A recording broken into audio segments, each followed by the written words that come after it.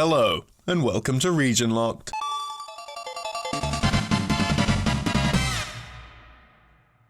The life simulation genre requires players to raise a character they don't directly control. In the 90s, the genre was popularized with digital pet toys like Tamagotchi and Digimon, but even before then, it had its place in the gaming world.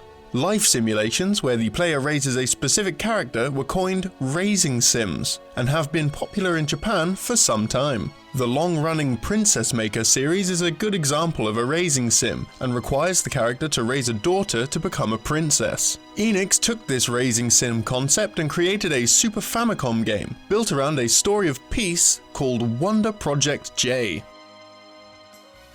Wonder Project J, Machine Boy Pino, was published by Enix in 1994 for the Super Famicom. It was developed by Evo Search for Eden developers, who left Technos and formed a studio called Almanic. Graphically, the art style can be compared to the works of Studio Ghibli, or early Japanese anime. It pushes the Super Famicom to its limits, and features a huge array of animations and actions that can be performed by the mechanical boy. The game has you watch over this mechanical child, whose default name is Pino, accompanied by a fairy/interface robot named Tinker. In the game's world, robots known as Gaijin have lived amongst humans for the last 50 years. Contempt has been steadily increasing among the two groups, and the few human sympathizers of Gaijin are often arrested. Our young boy's creator, Geppetto Lamarck, is one of these human sympathizers. Dreaming of a perfect Gaijin that can live as a human, Lamarck created a young robot. He had only one task left, to fill all the boy's heart circuits. This would teach the boy what it is to be a human, and awaken the fabled J circuit. Before Geppetto finishes his task, however, the government intervenes and takes him away, leaving the boy to fend for himself. The player is tasked to help raise the boy as a human and fulfill the old inventor's dream. As the young Gaijin is almost indistinguishable from a real human, many of the people on the island mistake him for one of their own. Early on, we're also introduced to the Gaijin of the island, who face discrimination from the humans.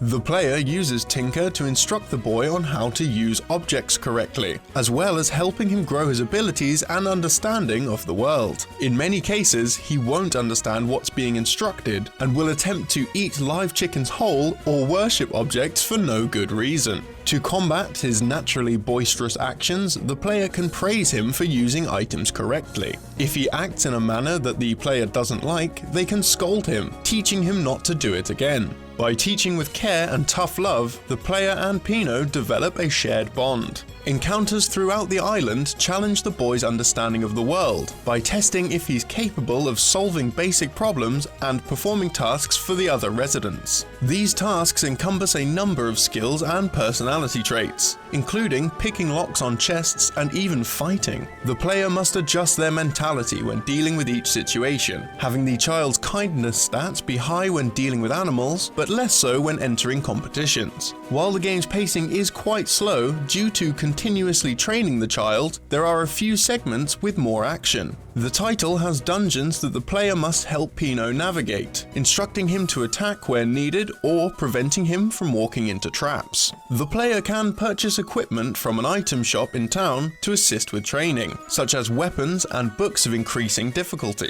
Items can also be fed to the boy to restore his health, grant him with temporary buffs, or completely alter his abilities. The player's overall goal is to ease hostility between humans and Gaijin, forming personal connections between yourself, the child, and the co-inhabitants of Korlo Island. With multiple endings, Wonder Project J provides many options for how the player can work to solve this problem. We've decided to keep some of the game's key plot points out of this video, as we're sure many will want to seek this game out for themselves.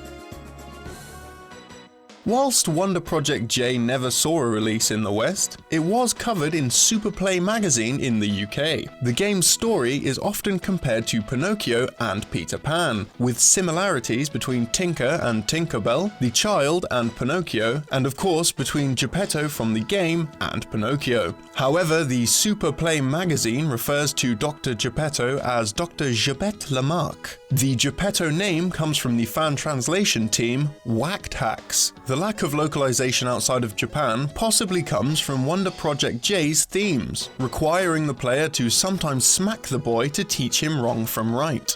Corporal punishment was falling out of fashion in the US at the time, partly due to research indicating it was more harmful to child development than previously thought. The game is also dialogue heavy and could be costly to translate. Any additional costs would reduce the game's chances at financial success. Aside from these possibilities, we couldn't find sources for why Wonder Project J never came to the West. However, as the game received a sequel that also remained a Japan exclusive, we can only assume the decision wasn't influenced by lack of sales or interest. If you're interested in another game with a distinctly anime art style, check out our video on Valkyria Chronicles 3 for the PSP. We'll be streaming Wonder Project J on Wednesday the 28th of June. Check out the link down below and don't forget to subscribe to our channel. Also don't forget to subscribe to DidYouKnowGaming because it's great. Have a great time. Party.